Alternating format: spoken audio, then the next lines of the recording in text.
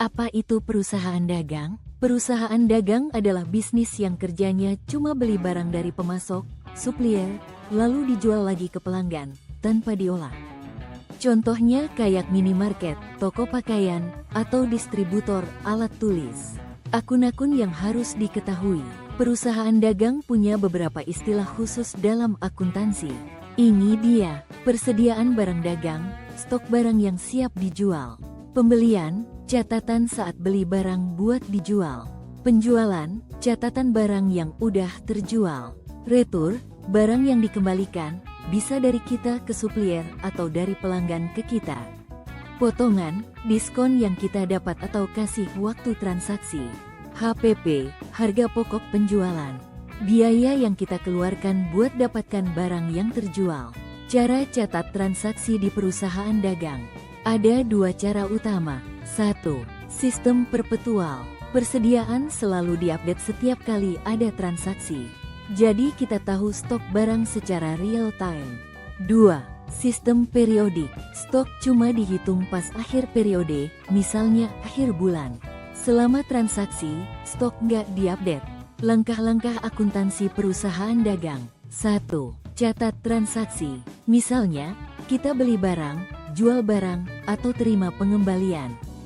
2. Pindahkan ke buku besar. Data dari jurnal transaksi dipindah ke akun-akun yang relevan. 3. Bikin laporan keuangan. Laporan laba rugi, buat tahu untung atau rugi. Neraca, buat lihat kondisi keuangan, aset, utang, modal. Rumus penting yang gampang dipahami. HPP, harga pokok penjualan. Pembelian bersih sama dengan total barang yang dibeli, barang yang dikembalikan, diskon pembelian. Laba kotor, penjualan bersih sama dengan total penjualan, barang yang dikembalikan, diskon penjualan. Contoh catatan transaksi A, kalau kita beli barang tunai, pembelian barang dagang 10 juta rupiah. Catatnya, debit, pembelian 10 juta rupiah. Kredit, kas 10 juta rupiah. B. Kalau kita jual barang kredit, penjualan 15 juta rupiah secara kredit. Catatnya, debit, piutang usaha 15 juta rupiah. Kredit, penjualan 15 juta rupiah. C. Kalau mau hitung HPP, sistem periodik.